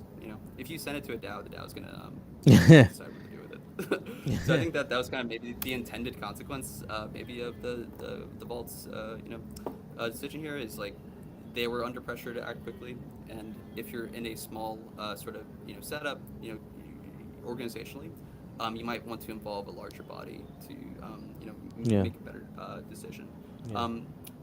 So I think that's, I think it kind of wraps it up there. I think it For the kinda most wraps part, it you up asked, there, you for the answered most all our part, you questions asked, really well. you answered all our questions Just really one last well. question for Coder Dan. Just Does one last question for Pixelcraft Coder have Dan. any Does specific stance Pixelcraft on this have issue any at all? Is specific there stance on this anything issue from the at all? Is Pixelcraft there side that anything from the you might want to Pixelcraft add? side that, Otherwise, you we might can wanna move add? on to the next topic. I Otherwise, think we we've can had move on to the a next pretty topic. good discussion around this. Pretty good discussion around this. Yeah, I'm not. Okay. I'm not gonna comment. Cool. On that Okay. one. All right. Cool. With that being All right, said, I think we with can that being said, I probably think move we on to the can, next probably topic here. move We on had to the a next, pretty topic thorough here. discussion We had around that. a pretty If thorough there discussion are, around that. I don't know if If there's a there forum are, post I available don't to know if there's a forum continue the post discussion, available but to if someone would continue like the to discussion, but if someone would continue like the to, discussion in the continue relevant the discussion, forum, the you're welcome relevant to do that. forum, you're welcome to do that. And also, Ross, thank you for your And time. also, Ross, and, thank you for your time. sharing all this with us You know, this sharing morning. all this with us this morning. Yeah, no problem, guys. And I'm again sorry this happened, but this is why I got involved. The project, I want to make sure that you guys can succeed. There will be novel issues like this, and I'll apply my best efforts. And like I said, vigorously defend the DAO. So that's sort of where I'm at. Okay, appreciate you. Okay, Thank appreciate you. Yeah. Thank Peace. you. All right. Next All up, right, we have next up, we DAO have, Lens DAO and Lens the partnership and proposal the that they partnership put together proposal here. that they put together here. Amanek or Amanek Vic or yeah, Amanek Vic or or the whole DAO Lens Amanek or crew, the whole DAO Lens whoever you crew, guys have here on the whoever call. you guys have here on the call. We'll get you guys up. We'll get you guys up. Amanek.eth. Amanek.eth. Welcome, GM. Welcome, GM. Hey, FA, GM. What's up? How's Yeah, we're everyone doing great. We're doing great. We are going to we are get going into to the get DAO Lens into the DAO Lens, proposal that we've been discussing proposal here. that And we've been DAO Lens is discussing pretty here. exciting. DAO Lens is pretty Looking exciting. forward to Looking forward what you to guys have in what you store guys there. have in I'm store actually there. going to share my I'm screen for actually gonna this share my specific screen for this specific presentation, and we'll go through it presentation, together. and we'll go through And it together. so, just give me a quick minute here. Give me a quick minute here.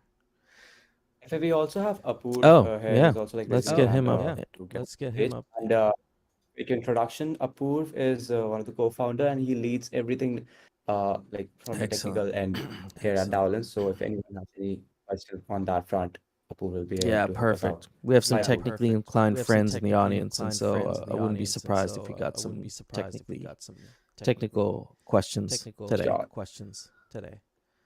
So let me just head So let over me just to head over to this this presentation. presentation. Give me 1 second here, Give guys. me 1 second here, guys.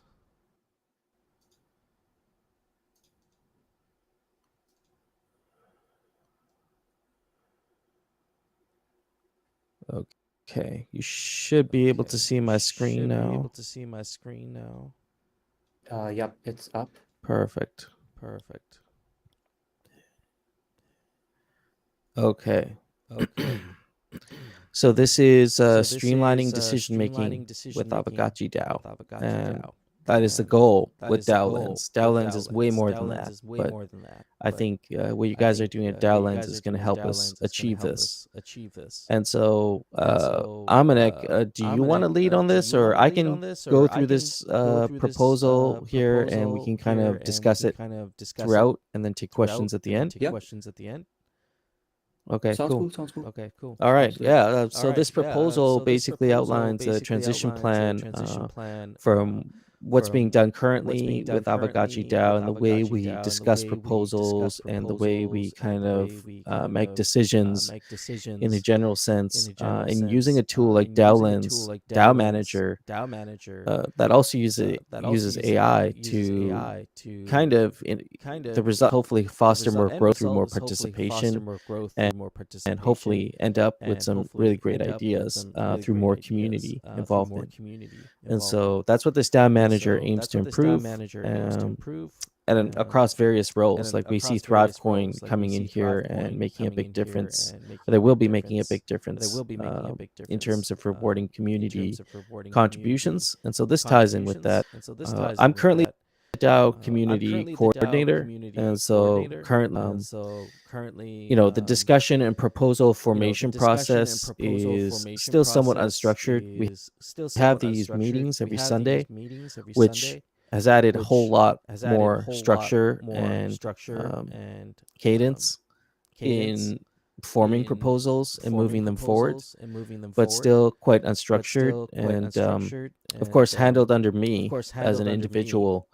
And so there's sort of limited contribution opportunities, which we've tried addressing with bounties in the past, but it just hasn't worked out as well as we thought. And so ThriveCoin coming in, being part of Aavegotchi DAO, will definitely address that issue. And so it might be the right time to start talking about kind of fractionalizing the CCO role, which is handled by one person currently, to opportunities for many different individuals to be a part of.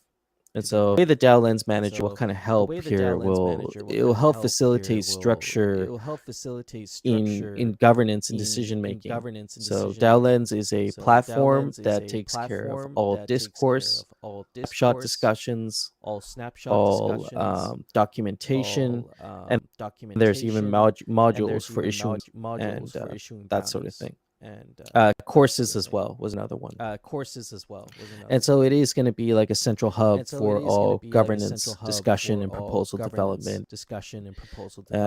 In addition to that, they use Robin AI, which is a D4-powered AI model. They'll be custom trained on Aavegotchi data sets and proposals to provide informative comparisons. It can help you write proposals. It can help you summarize proposals. If you've been gone away for a week and you want to know what proposals have been posted while you were gone, and get a quick 1 minute summary, it can do that for you. And so there's kind of limitless functions with the Robin AI. It's going to be an evolving project, I feel, but there will be custom Aavegotchis that will have specific to our DAO that we can use as well. So again, like what I said, this proposal kind of will touch on two different aspects of the DAO Lens suite. And so the first part was the DAO Manager, and the second part here is the Robin AI, and it'll aggregate all DAO discourse and Discord forum discussion, and so we'll also get a chance to beta test new DAO Lens features as well.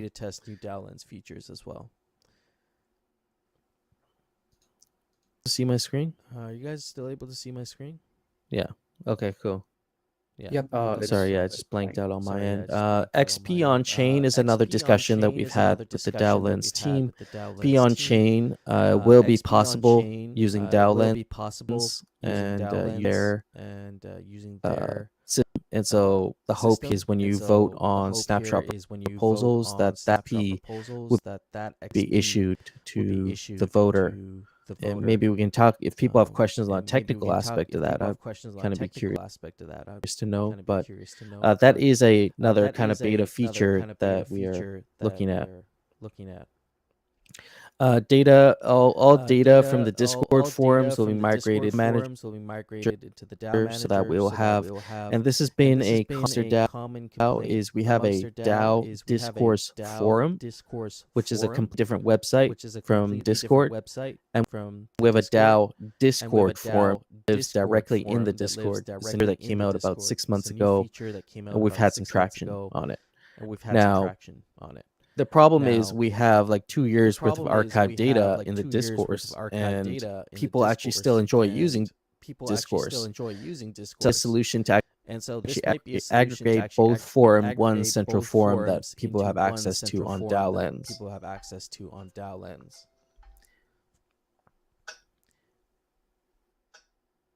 Activities on program. Under the partner program. So we'll be doing there'll be some regular activity under this partner program. One of them will be a weekly meeting like what we've had with ThriveCoin, and I'll be hosting that meeting.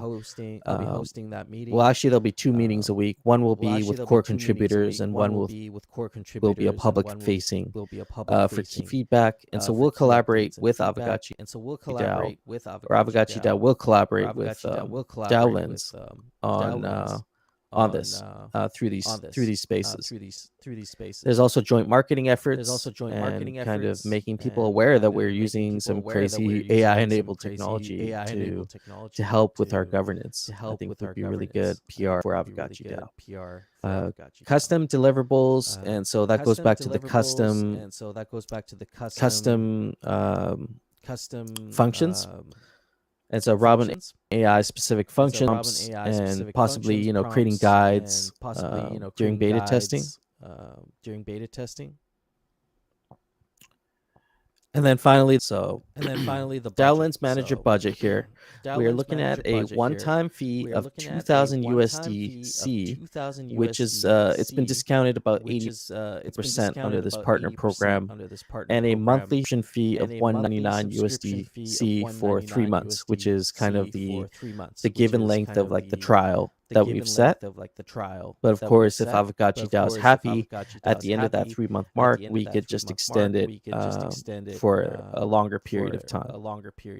So the total ask is 2,597 USDC, and that's for a 3-month trial with DAO Lens Manager, helping them create a beta version of DAO Lens in collaboration with Aavegotchi DAO, and giving us some really cool AI-powered tools to kind of help with our governance and decision making. There, and so conclusion, just the power of community. DAO Manager will I think it will foster growth. There are people who want to contribute and be more involved in meaningful ways, and just don't have the time. Like, it can be also overwhelming to be part of a DAO, to read all the forum posts. Like I said, I spent 3 hours just reading up on one topic the other night. That can be a lot for most people, and so to have access to something like DAO Lens, where you can go in and get a summary or proposal comparison using an AI model, is going to save us a lot of time, and it might lower the barrier of entry in being part of DAO governance. And so we've already touched on Robin AI enough, but that will be a major part of this. And so the two are part and parcel. You need Robin AI, but you also need DAO Lens Manager. So that was a quick little presentation for what this proposal is going to look like. I'm curious to know if you guys have any specific questions. I see there's still continuation of the last discussion there, but if you guys have specific questions regarding DAO Lens, I'd love to take them now. We have Amanek. We also have one of the engineers from the project, if you have technical questions as well.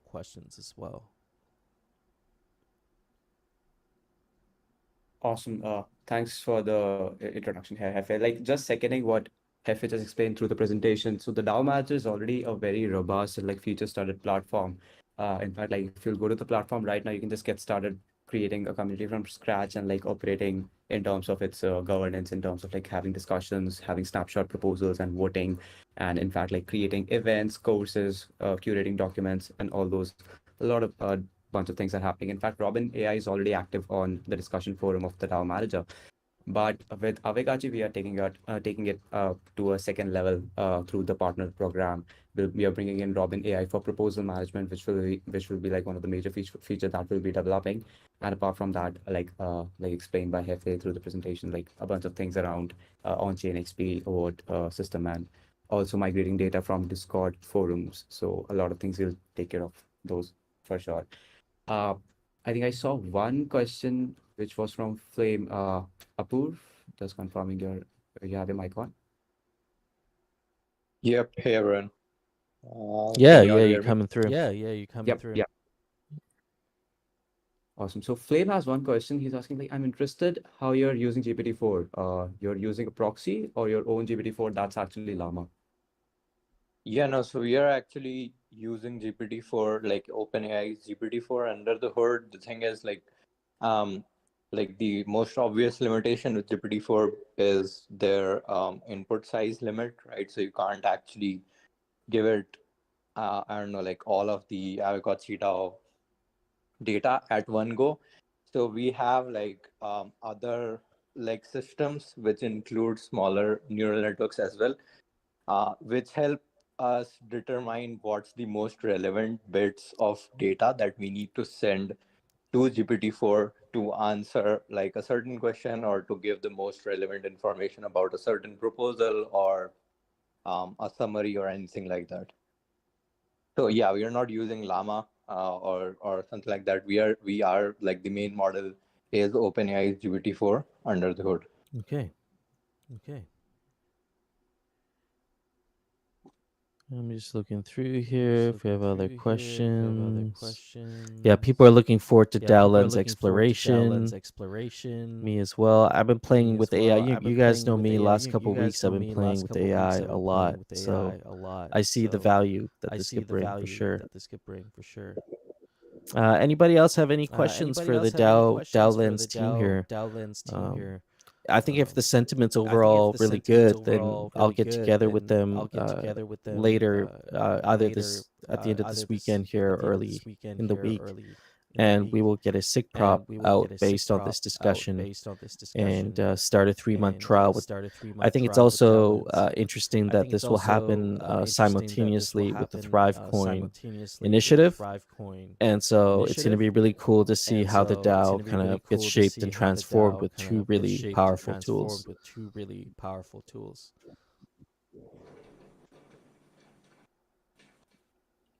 Yeah, Thrax, I agree. This is the infrastructure we've needed the whole time, and until now, I don't think there was anything like this. We've tried D-Work, we've tried Wonders, but these are just far improved versions. It's like D-Work with the brain. Flame says, thanks for the answer. I was asking because for the user, they've limited GPT-4 to just 2 messages a day and kept limiting it more and more for the average user. True. Yeah. So we don't have like a foolproof workaround for that, but we are working around it for a little bit. So what we are doing over here is we have like a bunch of API keys that all have access to GPT-4, and we're basically rotating between them. So we've expanded our limit to beyond 50. But again, like if you're planning on sending thousands of messages a day, we fall back to like GPT 3.5 because like there's literally no other way to sort of at least for the moment get more access to GPT-4. Well, and let's acknowledge here right now with the pace of AI development, I would not be surprised that either at some point during the 3-month period, or even before the end of the 3-month period, we would see some sort of a progression in that space, right? Where probably GPT-4, hopefully, I think becomes more available, just like GPT 3.5 is now currently. So I hope that happens. It seems like AI development's moving really quickly. I have a question in regards to the credits. And so under this program, I believe the DAO gets 50, I think it's 50 credits. Is it a week or a month? I can't remember. But we get a certain amount of credits. In the case that we go over our credits, are we able to purchase more? And if much do those credits cost? Yep, I'll take that one. So, absolutely, in the subscription, so there are like 50 credits per week that are already available. So you can count them as like 200 credits per month. But beyond that, if you'd like to purchase, the credits would be available for like 60 USDC for 200 credits. That is like an add-on which we can take care of. But apart from that, like of course, like we can discuss around if there's any other kind of like structure that for the add-ons which we can discuss. So like no stringents in that regard. But yeah, 200 credits for 60 USDC if you'd like to add on Okay. credits. Okay. Well, that's good to know. Yeah, okay. That makes sense. I had another question specifically regarding the forums. And so ideally what we would like to have here is a central location where people who would like to discuss Aavegotchi, DAO discourse basically can be in one central location. But like as I mentioned earlier, one of the challenges we have now is we have two different forums. We have the DAO Discord forum, and we also have the discourse forum since the very beginning. And so what we would is amalgamate both under DAO Lens, under the discussions. And so someone who would like to chime in on an active discussion would not need to go to both locations. They would just need to go to DAO Lens. Is that something that will be implemented in like the early version when we start using DAO Lens? Yeah, absolutely. So this is under the partner program itself. What we are doing is, of course, there is already a functionality for discourse integration. Ideally, you can simply like putting in some basic 3D details in the DAO manager. You can migrate all of your discourse forum already. So that functionality is already there. If the discourse forum is like super active of like, or like some people are still discussing something over on the discourse, we can like enable two-way integration as well, so that everything that happens on both platforms can be reflected here and there.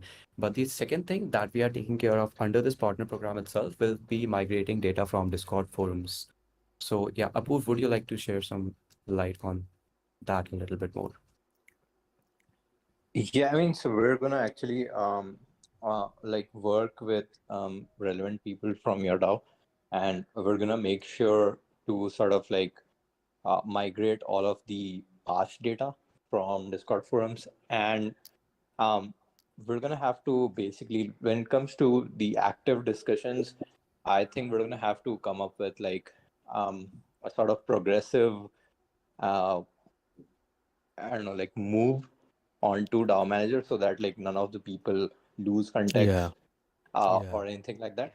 But yeah, it's like technically speaking, it's not gonna be an issue, but it's more of just coming up with like a more structured plan of what gets moved when. But yeah. Okay. Yeah, I mean, I'm glad, I'm seeing friends here saying that they love the discourse. A lot of friends just love the discourse over the DAO forum in Discord.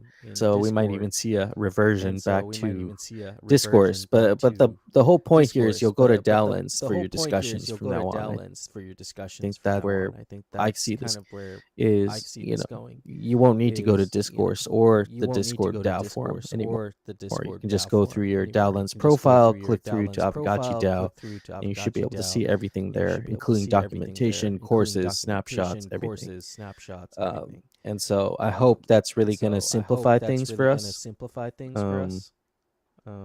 Yeah, absolutely.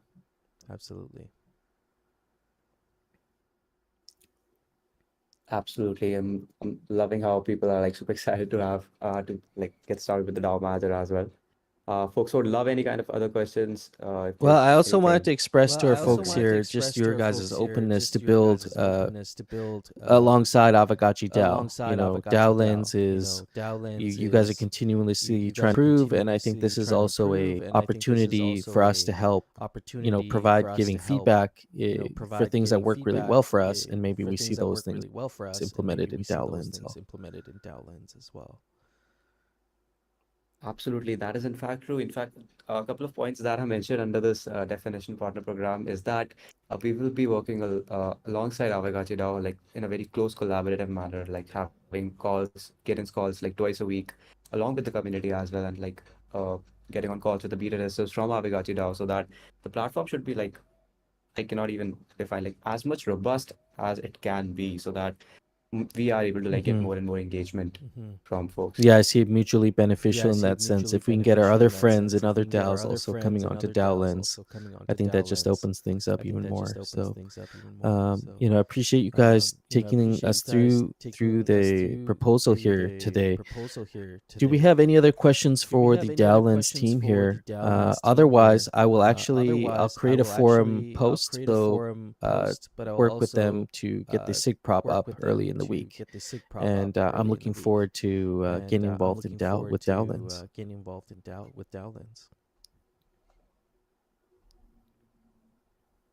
See, people are talking about the paper airplane at Denver. Yeah, I ended up hitting one of your colleagues a few times with it.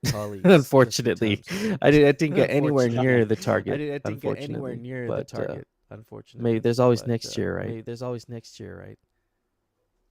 I'll give it to you guys. Like the target was in itself quite small, I suppose. Like it was just one ring out there. So yeah. Yeah, no, that was a good time. It was good meeting the DAO Lens team there, and we will stay in touch. Keep an eye out for our weekly community calls with DAO Lens, where you know, provided the proposal passes, we will be working together to integrate this. All right, go ahead. Sorry. Absolutely. Go ahead. Sorry. No, nothing. I was just. Oh yeah, no, I was just wanted to thank you guys for joining us here today. With that being said, I would like to get Thrive Giraffe up here, and we will let me stop sharing my screen, and we will discuss where we're at with the advisory board election. GM.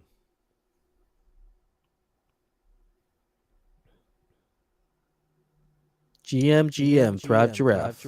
I think you might be muted. GM, can you hear me Absolutely. now? Those 5 seconds were brilliant. I'll never get them back. Look, I really quickly just want to give a shout out to the DAO Lens guys. You know, I've spent quite a bit of time with them. We are working on a really fun partnership together. We will be able to leverage, if both of our proposals are to pass, that partnership within the context of Aavegotchi DAO, and we believe in them and what they're doing. So, good job, guys, and I'm really glad that they've got that proposal going through. We have such a great synergy developing within the DAO right now. I think everything, you know, between you guys, ThriveCoin and DAO Lens, we're going to have a noticeable effect on the DAO here in the next coming weeks to months. Yeah, I hope so. I very much believe so. So maybe, do you mind, Hefe, if I give a little bit of background on the proposal? Then I'm happy to talk about the elections and for sure. And then we can go anywhere else. That's Does that fine. make sense? That's fine. Okay, great. And everybody, usually Sened comes up here with me. He might be able to, but he is in London in the airport right now because his flight was canceled. He's trying to get back to Austria where he lives. So he may or may not be able to make it up here with me. But for those of you who don't know, my name is Daniel, and I am a co-founder of ThriveCoin, and I'm one of the people behind the Thank Aavegotchi proposal that we've been co-creating with, so many of you.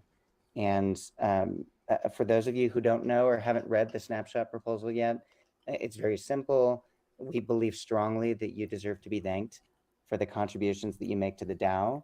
And when you do that, or when you're thanked, when you're rewarded and recognized, you're going to want to contribute more. And the impact is going to be greater utility and efficiency and value that's created for the DAO. And some of the kinds of contributions that we can reward, and we can reward in a way that's automated and on-chain, include offering consistent, valuable feedback on Aavegotchi proposals, giving high-quality civil feedback and high-quality, thoughtful engagement across Discord, like a lot of the engagement that's happened on this call today, incentivizing bug reports or different security measures, building or maintaining tools that the DAO adopts and that are really valuable for the DAO, leaderboards, rarity farming, using DAO Lens or any other infrastructure that the DAO values or passes. These are all things that Thank Aavegotchi can reward you for engaging with if the community finds them valuable. And behind Thank Aavegotchi is this protocol that we've created called the Thrive Protocol. And it is the first of its kind. And what it does is it auto-validates any of theoretically millions of ways in which people can create value for their communities. And it does in a way that protects against bots and bad actors. It then auto-rewards you with native tokens, and then it auto-records a receipt on chain. And we have leveraged the Thrive protocol with the entire ApeCoin ecosystem, Bankless DAO ecosystem, the Boring Security ecosystem, which is one of the largest NFT security communities. And we've seen crazy success with other communities, and we're so excited to bring it to Aavegotchi DAO. We actually just finished season 1 with ApeCoin DAO, and we're holding ourselves accountable. The community was holding us accountable for a 10% month-over-month improvement in core governance metrics, and they just calculated the data, and in the first season we hit 200%. And so that's been really exciting. It's just sort of a taste of what we could do together.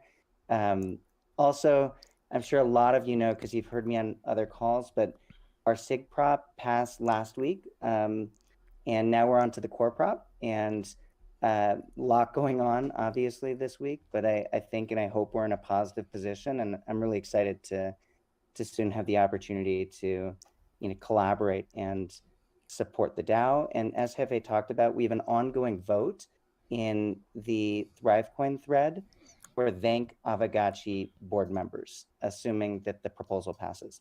And the role of board members is really simple. Board members, based on feedback from the community, choose which ways in which you contribute are going to be rewarded and valued. They choose the validation mechanisms for those contributions, so how we know in an automated way that the contribution was done. And then they choose reward amounts, and they meet on a weekly basis. And based on feedback from the community and data, they adjust and adjust and adjust, so that it's kind of like an evolutionary system, keeps getting better and better. So if you want to vote on any of the board members, you can just go to the ThriveCoin channel. I think it's in forums. If somebody has a link and you could post it there, I would be very grateful. We would really love to have your vote, and votes will stay open until the proposal closes. And then, this is sort of a personal thing for me. I really want everybody here to also know that whether you vote for or against our proposal, if it passes, we're going to work our butts off to honor you and to honor your valuable contributions, to learn from you, to be better and better and better. Our motto is learn and grow, learn and grow, learn and grow. Just because I'll share a couple of the answers to questions that a bunch of people have asked since the vote has gone up. So the first most common one is that the pilot length is only 3 months. Originally, the original proposal was 6, but it's actually 3 now. So we cut the cost in half and the time in half. That was an ask from the community. Another big one is that we will not ever hold funds that go to the community. They go into a community held multi-sig. And that was the preference of the people that we talked with. if there's another way that the community wants to do it 3 months from now after this pilot, we want to do whatever the community wants. So just want to be really clear that we don't hold any of the community funds.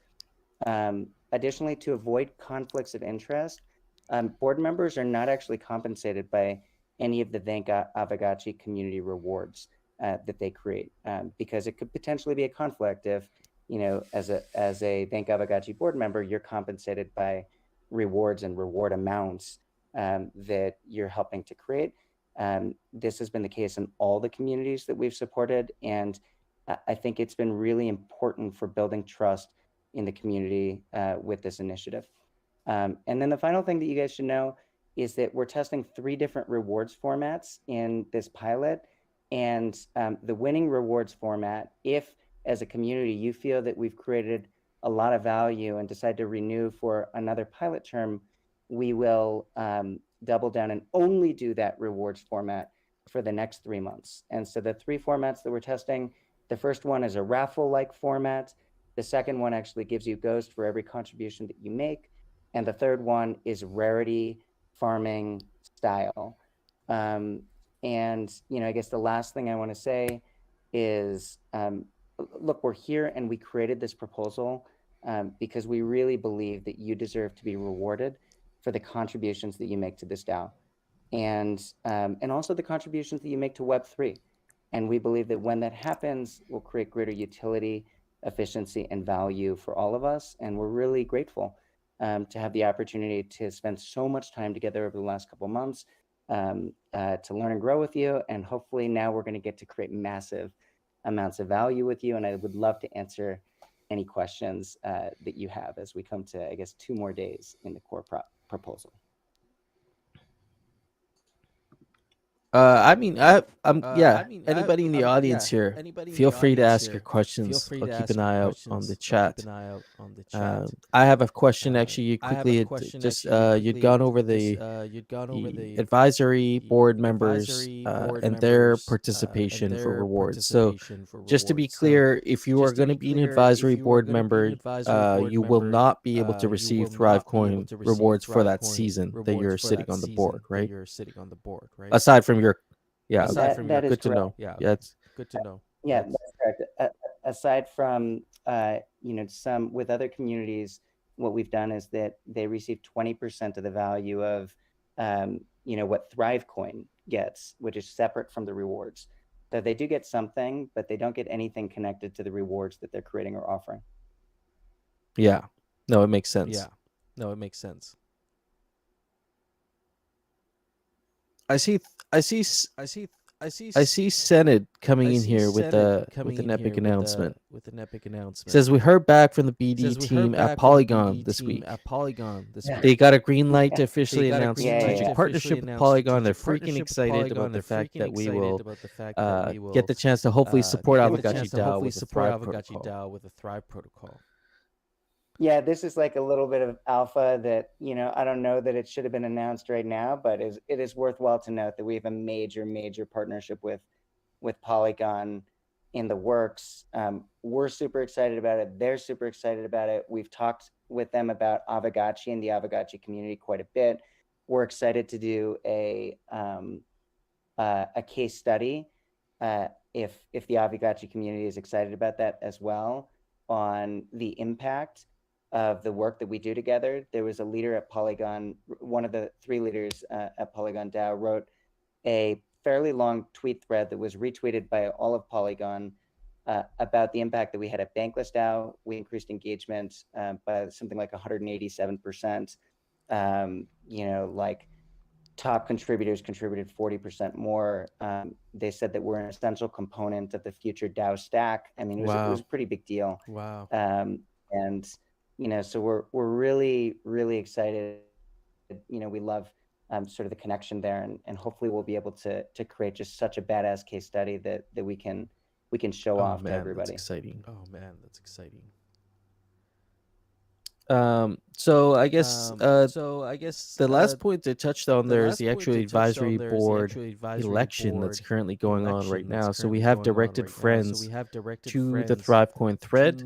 Make sure you go there, get your votes in, and we'll be ending this off in conjunction with the core prop proposal. So the proposal ends in, I believe, 2 days, and when that ends, we will also be ending the advisory board election.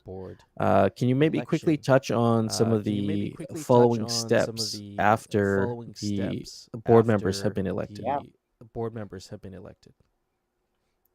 Yeah. So the first thing that I want to say is that, the people who have been nominated from the board, I mean, it's a really big deal to be willing to do something for the community, and the willingness to accept that nomination and sort of even put your name up there. Like, I hope that, everybody in the community, I'm super grateful for all of you who are willing to do that. And the way that we've set up the board is assuming, which I don't take any vote for granted or any moment for granted, but assuming that we do really well over the course of the next 6 months, we've conceived the advisory board position to be a 6-month position.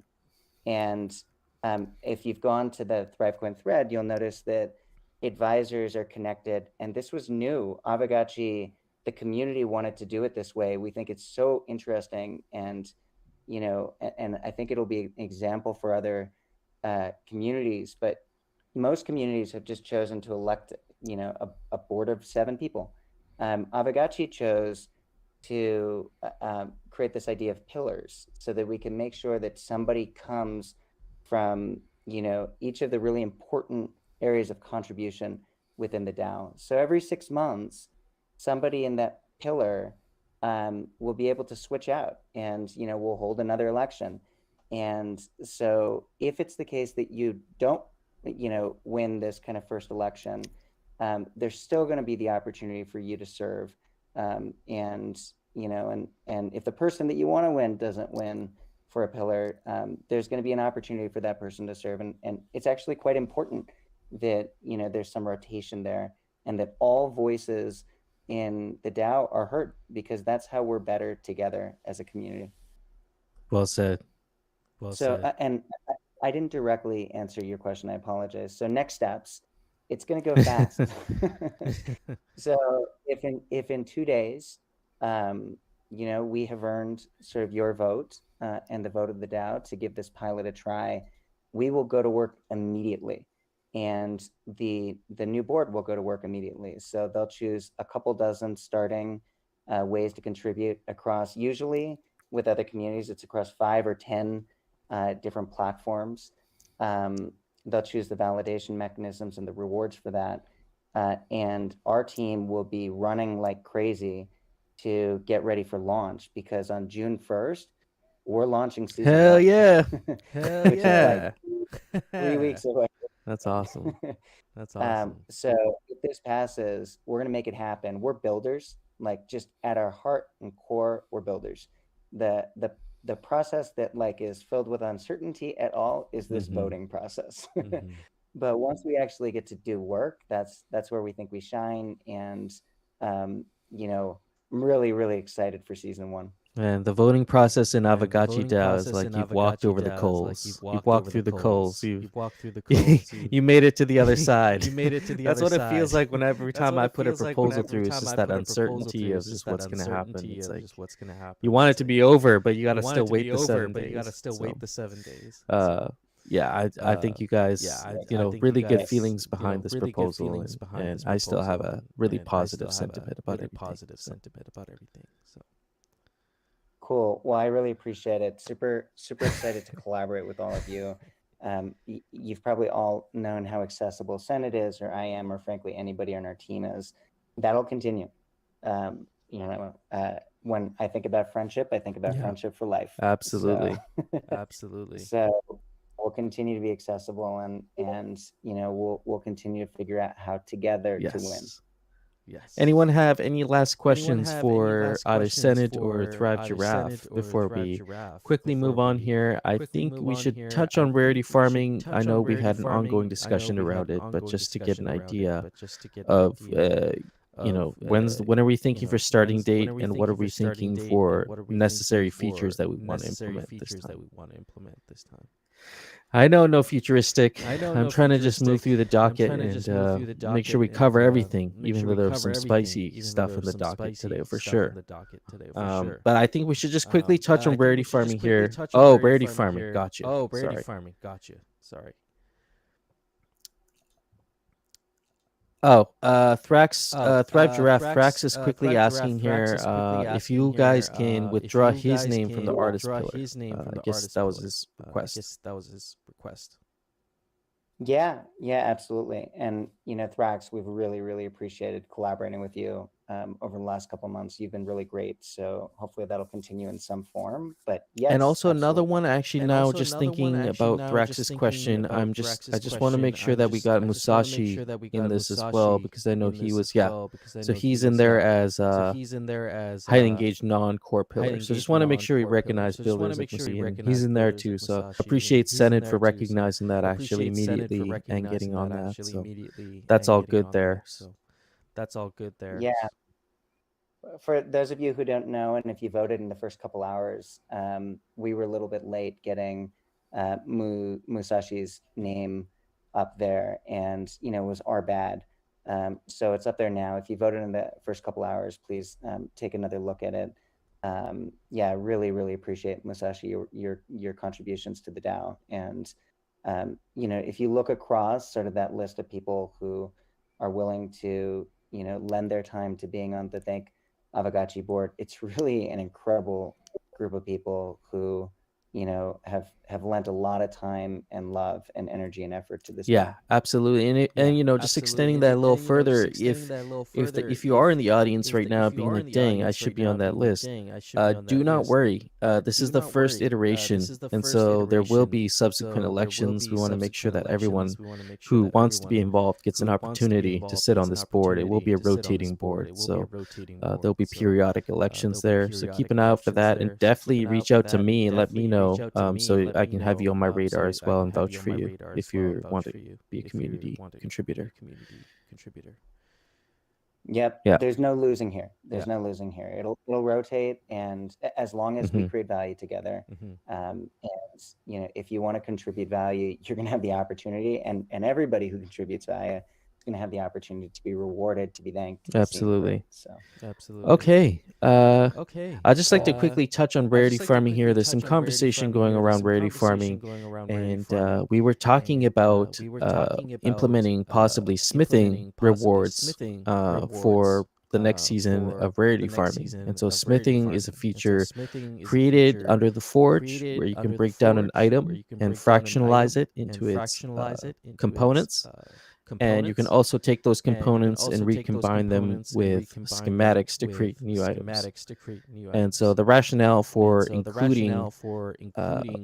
including smithing as part of rarity farming is that in a way it is adding positive value to the wearables market, and supporting the burning of alloy, which is the deflationary aspect of wearables.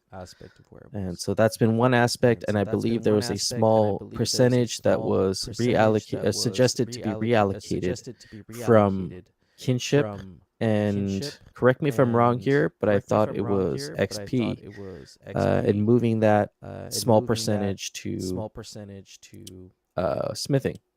I'm reading the conversation here, and also conversations I've had with Aavegotchi DAO members.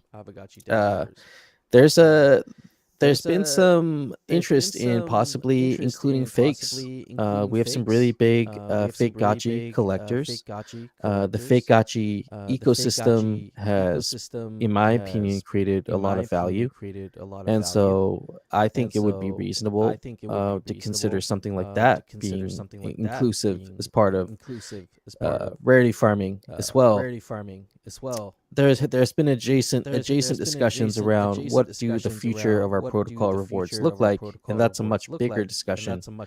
But it seems like with all this conversation going on lately, we are eventually going to move towards just a seasonal rewards model, which is exciting.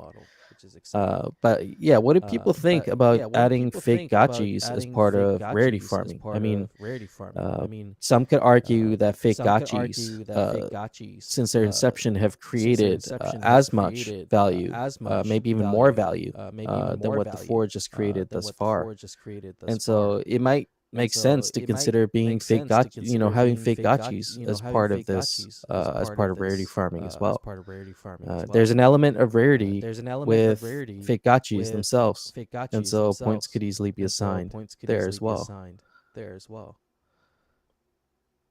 Yeah, fake collectors and creators. You're saying no futuristic. Totally. I think we need to recognize just some of the great artwork that's made it through the fake gotchi collection, and some of the people behind it. They should definitely be recognized or rewarded in some way. Let's see. Reading more comments. No futuristic. I wish we had the capabilities to track actual fakes in the Gotchiverse and made that a leaderboard. Proof of play. Coder Dan. When we get to Gotchi Chain, we were thinking of putting that on chain actually. Ooh, interesting. So Coder Dan, you're thinking of putting the ability to track fakes in the Gotchiverse on chain? Is that right? Proof of play. He might be AFK.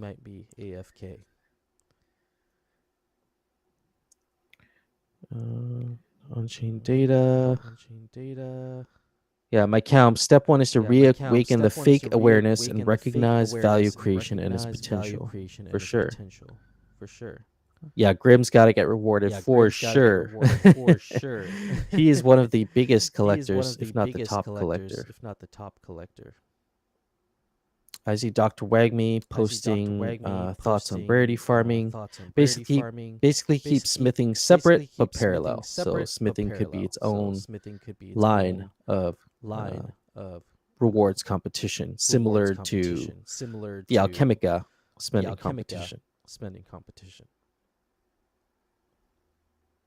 A lot of excitement around fakes. Yeah, big impact on the Gotchiverse. I think fake gotchis have had a big impact on Aavegotchi culture. Oh, congratulations, Artcore. Artcore, friend Artcore is actually live in the Aavegotchi DAO Call and has proposed to his significant other. And it seems like she has said yes. So congratulations on that, sir. Now you got to get her a gotchi. That's the next step. Man, I wish you would have told us earlier. We could have both got your gotchis in the Gotchiverse. We could have got the gotchi pastor, right? We could have done the whole thing. We could have actually got you guys married in the Gotchiverse. But that's for another time, maybe.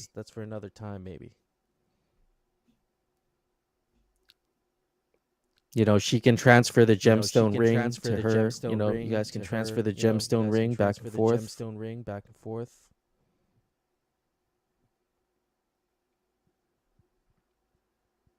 Onboarding mechanic, 500k. Yeah, definitely need some love. Grimm's just backing the claim for having fake gotchis as part of rarity farming. Great cross-pollination tool. Just a lot of great sentiment around fake gotchis. Drop a sneak peek. Pixel Sensei. Fake phase 2. I mean, you see all the enthusiasm. We're just talking about fake gotchis being part of rarity farming, and we see all this great artwork coming out of the woodwork.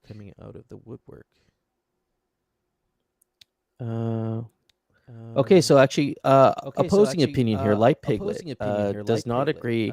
Not that I don't think fake should be rewarded, but smithing is a feature of Aavegotchis. So I think he's referring to Aavegotchi protocol. That's generally what's rewarded in rarity farming. Kinship, XP, rarity are gotchi traits. Rewarding collectors and creators also needs two categories. I can't think of a way to reward them in the same category. And then Coder Dan saying, we wanted to do that initially, but it would cost a lot of excess gas.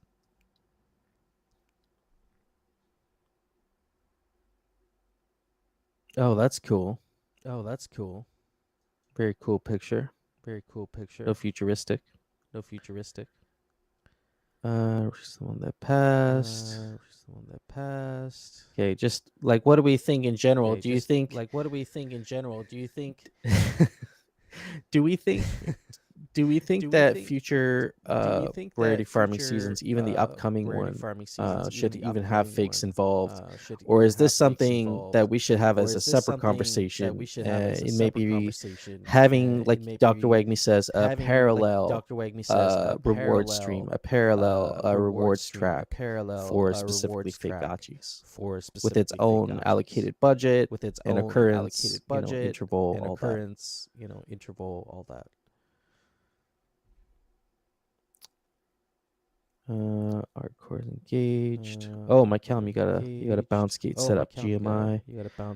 Immaterial saying, and going kind of, I think, backing like Piglet's point. Fakes aren't protocol level, so aren't included in protocol rewards, unfortunately. And so maybe that's where the other argument of having fakes have their own reward stream aside from rarity farming.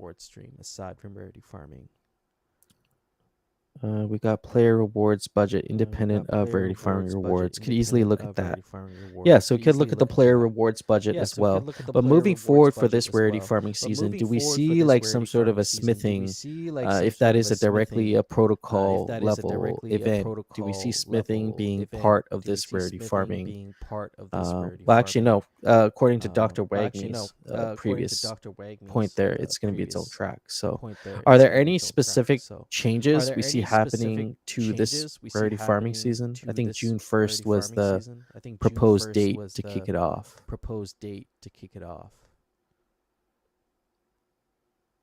How do we feel about the kinship friends who feel nerfed?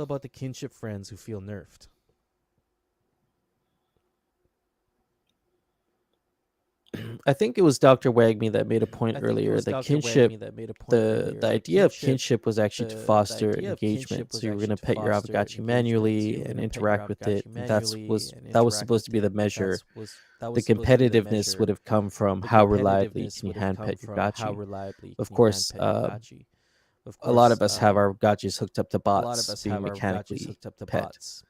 So it's in a way, it's kind of removed that the competitive engagement that I think it was meant to be. But I could be wrong on that.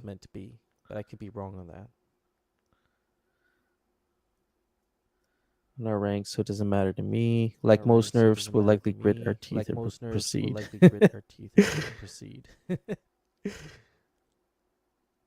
Coder Dan, really good question. Is the DAO still planning to do a full 1.5 million for next season? And so that brings me to a couple questions I wanted to actually ask the DAO as well. The amount and how we want to handle budgeting for rarity farming. And so we had talked about opt-in. An opt-in option, meaning you would actually have to sign a transaction before the rarity farming season starts, or you would be excluded from rewards. And we've talked about the whole season. We've also talked about being excluded for just that specific round. And so that could be one way to be a little bit more fiscally responsible in the way we're actually managing player rewards.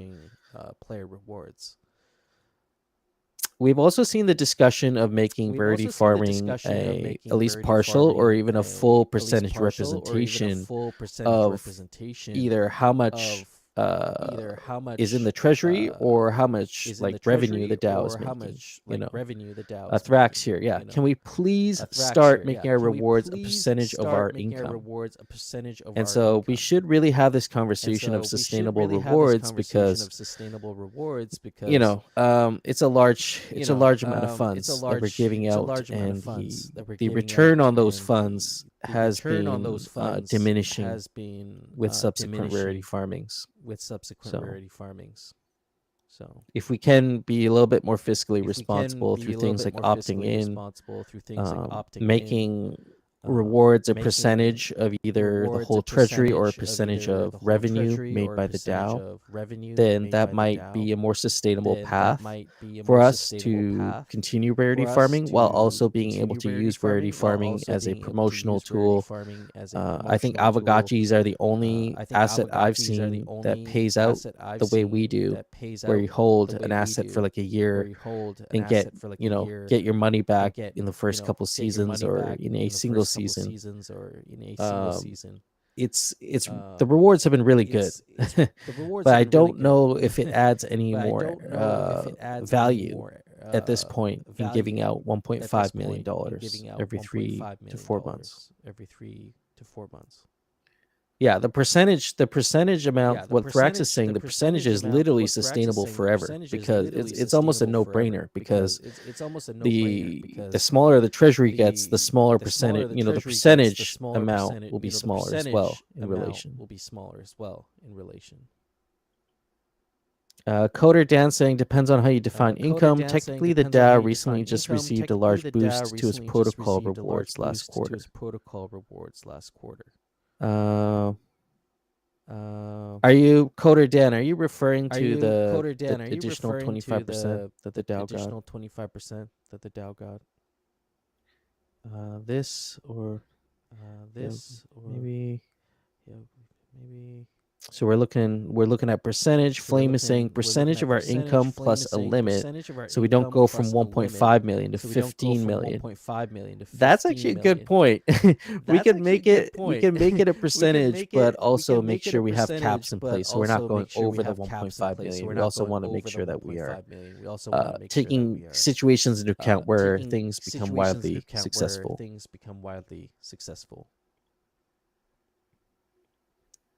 That could be an interesting synergy between rarity farmers trying to onboard dope artists.